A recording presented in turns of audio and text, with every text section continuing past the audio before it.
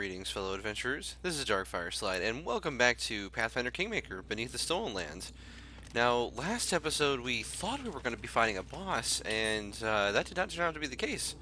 So, we're going to be just continuing down and seeing what we find.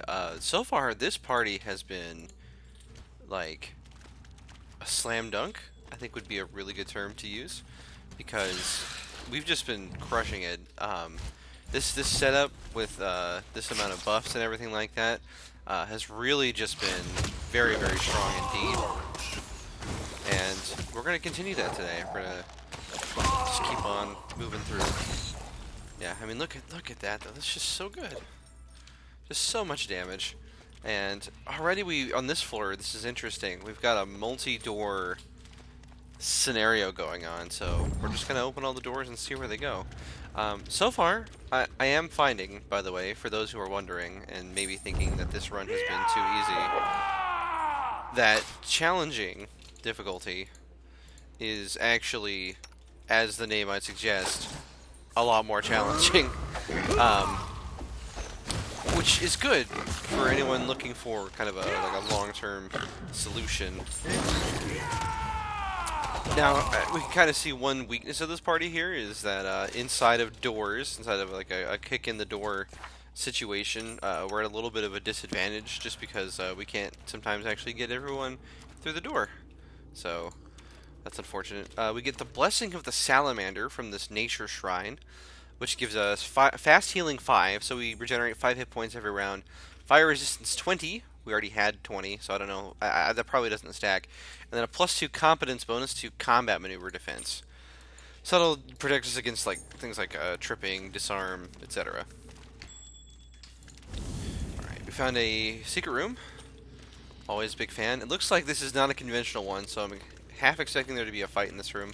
Doesn't look like there's going to be, though. Looks like it might just be free stuff. So we find a +3 set of leather armor. Very good.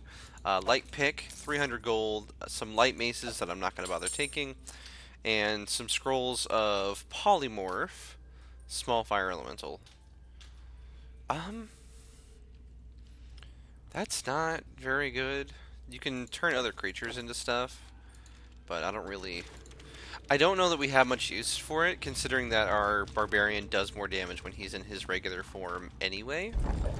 So, I've always wondered that about Pathfinder polymorph is, I always thought it could be better, and yet it's not. Now, these fencers, as I have found, can be pretty tricky to defeat, and this is because they fight defensively.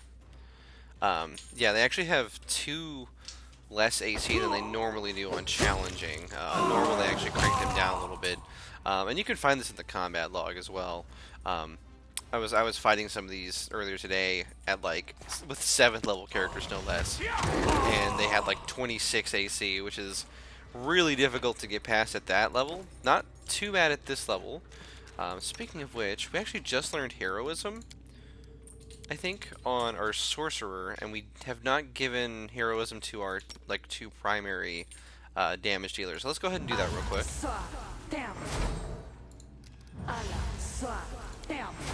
Okay, that feels better. And then Stone Skin we gave to the boar, I think, so he's kind of our frontliner at the moment. I think we blurred him as well in the last episode, so I'm not going to recast those buffs, but heroism is a +2 morale bonus to attack and all saves, I believe, as well, which is really, really strong. So, keeps you in the fight longer and keeps you doing damage more often as well. While power attacking, our barbarian has a +17 to hit, which is just really, really strong, and that's due to just how ridiculous his strength is right now, because he's got the bull strength, he's got a +2 ability boost, or +4 from the Dragon Disciple, +2 from a large person, and his base is just 19. So you can get this with a base 19 character with Dragon Disciple. Otherwise, it'd be around 27, which is still really, really strong, of course. And the thing is, without these levels here, the barbarian would have, if he was just a pure barbarian, for example, he would actually have 2 more points from his base attack bonus from not taking these classes. So the difference here is that he actually has like the same attack bonus he would have if he was just sticking with Barbarian, but he's actually doing more damage because his strength is 4 points higher. So that's something to consider is whether or not like a prestige class or multi-classing is worth it is what the trade-off is if you were to have just stuck with one class. And oftentimes in Pathfinder there are a lot of reasons to stick with one class. Now this is an enemy that's very contentious here in Pathfinder. I think they've been toned down significantly in normal, and that's the Doom Spider. The Quick Spider I'm not as concerned about. Doom Spiders are very nasty because they actually get sneak attack. Um, Now their armor class is also normally around 26, which again shouldn't be too big of a problem for us. It looks like we came to this floor at exactly the right level that we needed to be in order to not get completely squished while trying to fight it. Now we keep missing this Quick Spider, and that's partially because it has a 20% mischance. It's also because its AC is 31. And so what I think we want to do is actually turn off power attack on our Barbarian, send him into a rage. That should put him at like a plus 21 to hit, which would be good enough that he should be able to pretty consistently hit there. Looks like we didn't need it. Eventually our animal companions came through anyway. Speaking of, these animal companions are great. They might even be borderline like OP, but yeah, they're doing a lot of great work for us here. Let's see, we got a Kukri, +2. Got Potion of Cure Serious and Cure Moderate Wounds. And Potion of Bull Strength. Ooh, Potion of Bull Strength. That's pretty good. Not bad as far as consumables go. Let's see if we can get this trap. Alright, well, that was a Phantasmal Killer trap. It's a good thing we rolled a nat 20 on our will save, because that would have been awful if he had just died to that. Whew! Phantasmal Killer, of course, being a spell that instantly kills its victim if they fail a will save and fortitude save. So, pretty nasty stuff there. If you build I believe it's a Gnome Illusionist, they get a bonus to the difficulty class on those saving throws. You actually make a pretty compelling Phantasmal Killer that way. You know, have like a DC like 23 or something like that, and you can often just instantly kill enemies who are affected by mind spells. Alright, this is going to be an ugly room. I think we're just going to eat the trap here. Alright, so there was another Doom Spider. And I'm going to take this room very seriously because of that, specifically. We've used our 4th level spells on our Druidess. Do we have any? We have one of Call Lightning and Burst of Nettles. Let's give this wand a try. Cast this spell, see what it does. I'm actually concerned our Barbarian... Okay, our Barbarian is going to be able to get into the fight. But unfortunately, he's fatigued.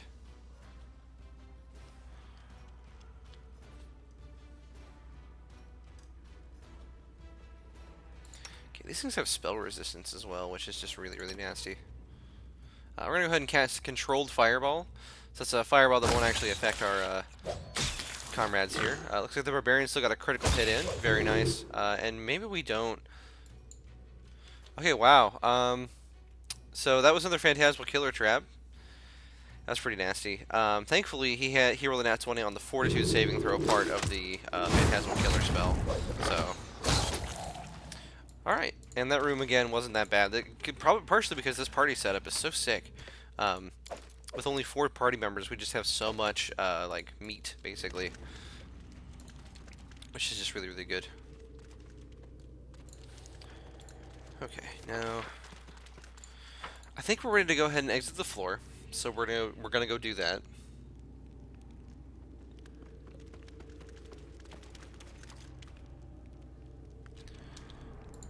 Let's head on down. We could rest right there. I think we're gonna go ahead and do that. I'm going to go ahead and rest, because I don't know that we're going to level up from going down to the next floor. I don't think that we are. So we might as well rest here while we can. And then we'll go on and head down. Now the achievement progress bar is saying that we've only gone down 10 floors, but that's because we started 3 floors before we actually, well, about 5 floors actually, before we started our like adventure for the most part. Well, sorry, before they actually put in achievements into the game, I should say. That's what I mean to say. So, let's go ahead and get our buffs going again, real quickly. I know this is what you guys are all here for. Multiple minutes of casting buffs in a row. Alright, now this floor is concerning because it's not an elemental damage floor. This could actually cause some problems for us. I think that's all the buffs from our druid. It is. So then we need the ranger to cast a couple spells on himself. Okay, and then we'll go ahead and cast mage armor on ourselves. And then more importantly, mage armor on the animal companions.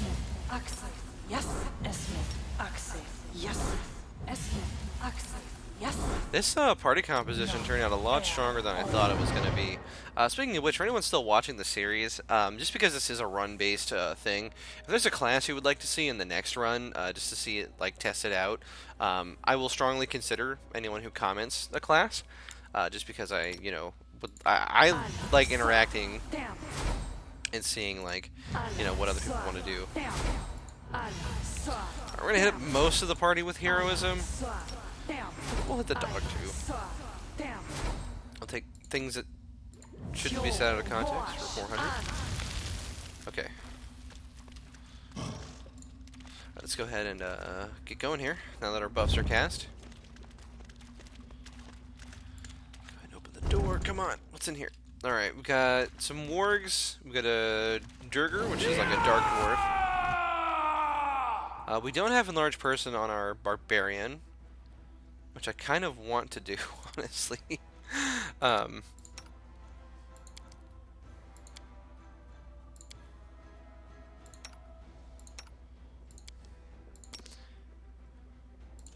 let's go ahead and cast that.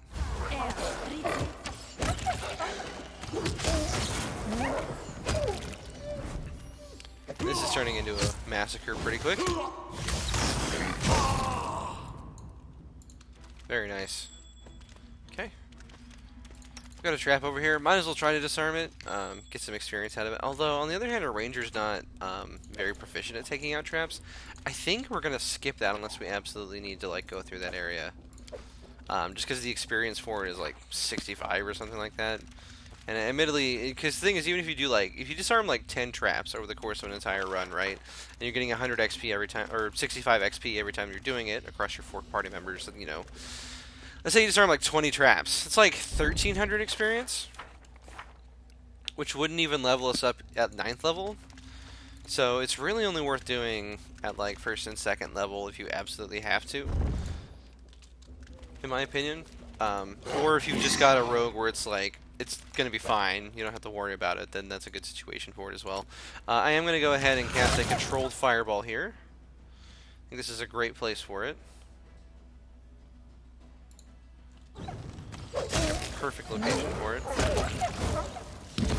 Again, looks like we didn't even need to cast a spell there. Our party is just... physically, our party is just, like, relentless. We're doing so much physical damage every turn.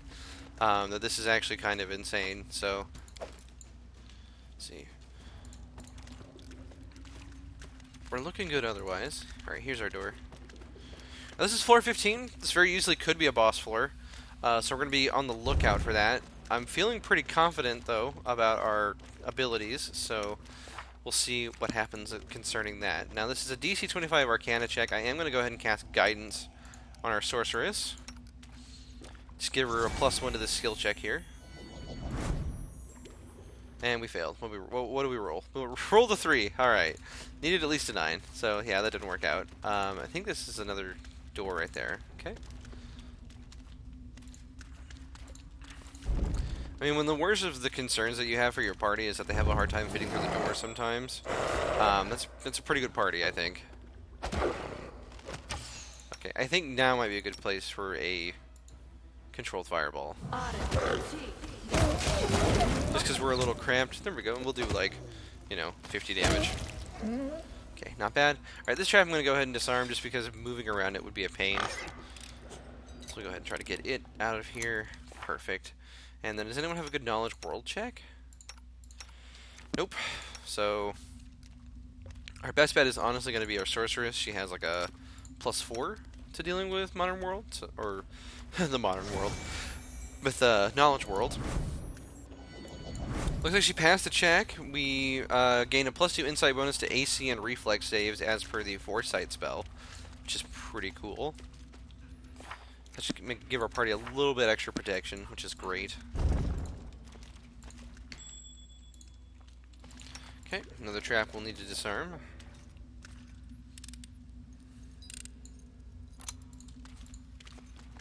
Now, admittedly, my math could be off here, because if there are at least 3 traps per floor, right? And we've gone down 15 floors. That's 45 traps times 65, which is a little bit more than 1,300. That would be closer to like... It'd be a lot. Oh, Tower Shield, Dwarven, or Dark Dwarf. It's interesting. And then we've got an Iron Fury Durger. Okay. Got another Defender over here. So, party's kind of split. We're going to go ahead and try to kill this guy using magic. Okay, and then we'll need our... Whew. Yeah, these animal companions just tear enemies up. It's great. I think we're actually getting... I think we've reached the level as well where Magic Fang, the spell, will actually give a +2 to attack and damage for animal companions. So we'll be looking into that as well, for sure, to kind of increase our damage output. Beautiful. And the part about this party that is especially impressive to me is that this is only a 4-person party. So, it's pretty good. Okay, looks like we've got another Dark Dwarf over here. Hey!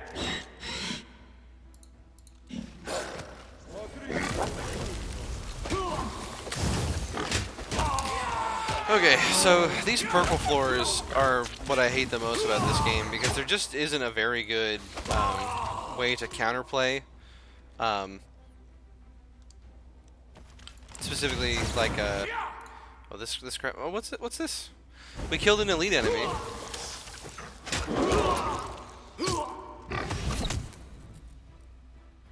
Okay, so apparently that was an elite enemy that we just crushed.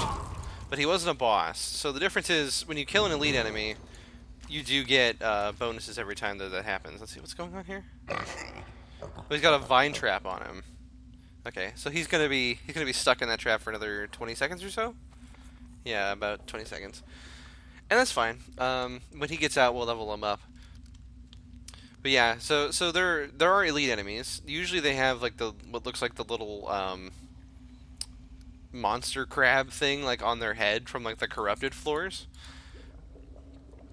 and that's how you know that they're elite enemies, for example. But he didn't. Was that? Can we kind of see on his model there? It doesn't look like it. I don't really see where any of these enemies were like. Wait, he's permanently paralyzed? What? That doesn't sound right. No way.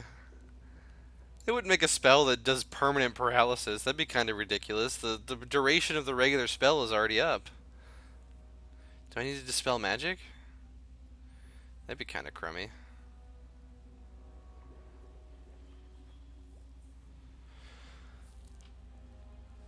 I mean, we can always go back upstairs and get it that way, because I think this is the end of the floor, is it not? Yeah, it is. And, yeah, I mean, we'll go ahead and level him up, though.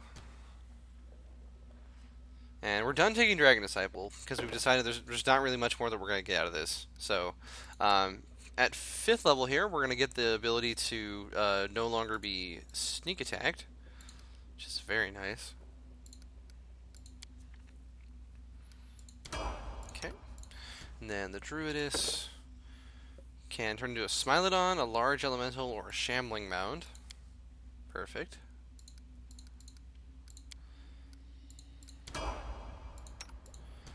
Ranger gets another combat style feat, another favorite enemy, and a bonus to favorite enemy.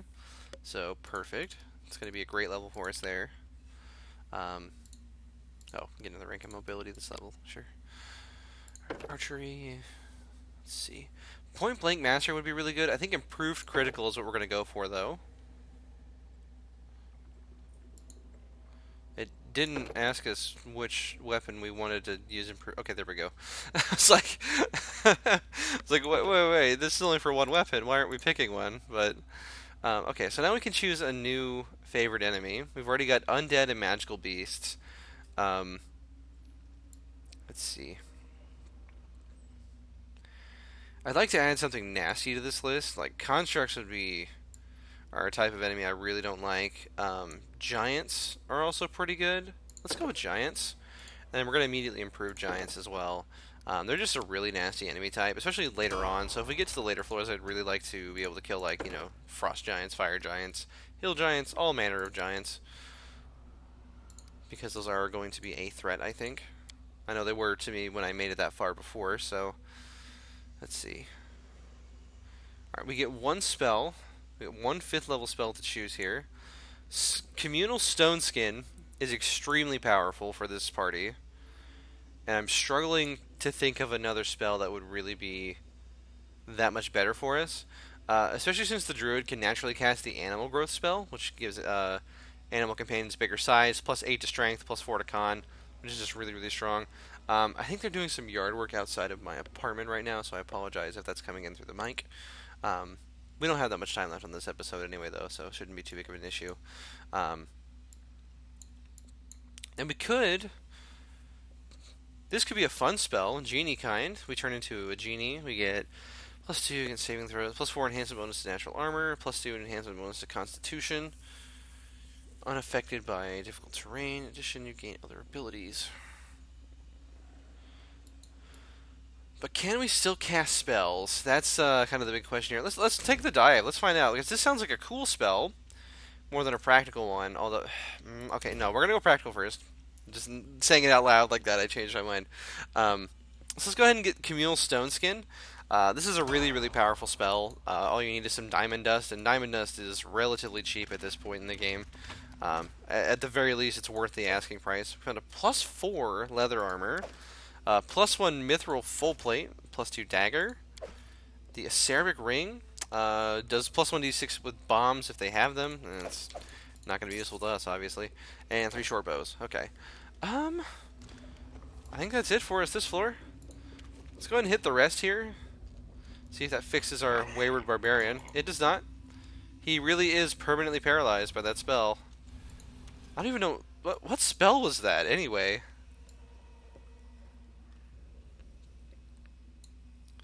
Like, can we find that? Looking for blue text here. I've never seen a permanent paralysis spell. I would just really like to know. Vine Trap. There we go. Okay.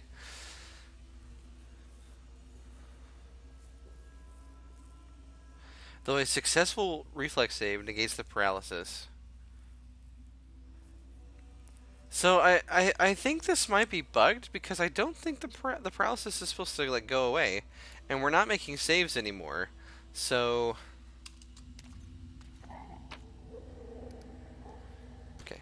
Whoa. Okay. Well, I'm glad we didn't just hop down to the next floor because look at all this loot. +2 ring of protection, +4 belt of strength. Let's see, honor of death. Oh, abilities to cast Breath of Life once per day. That's incredible. You can bring somebody back to life with that. +1 half plate. Let's see, Masterwork Warhammer. Sure, we'll take it. Okay, we're heading down.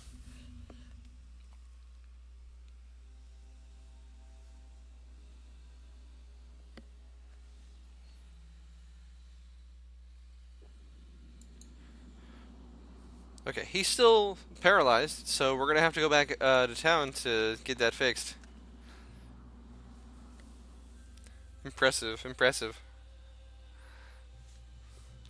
It's not that big of a deal. I'm pretty sure remove paralysis is like a first level spell too, but all the same, kind of a problem that our main damage dealer is Well, perhaps not our main damage healer. One of our heaviest damage healers is stuck, as it were. Go ahead and close that combat log a little bit. So for all of your casting needs, we'll get the dragon here. We need supplies.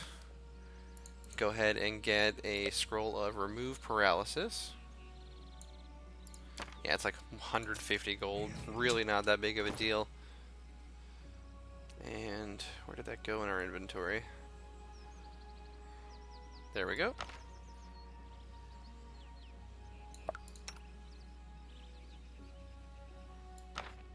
Alright, I don't think anyone in our party can naturally cast this, so we're going to be relying on the dragon to do it. Which means he's probably going to teleport over here to cast it. Yep. I love that. Okay. Our barbarian lives. Alright, so next time, we're going to sell all of our awesome loot that we found, and put it on and stuff like that. I hope you guys enjoyed this episode as we continue to make our way down the beneath the Stolen Lands. I've been enjoying this series a lot so far, so thank you all for joining me. I'll see you on the next one.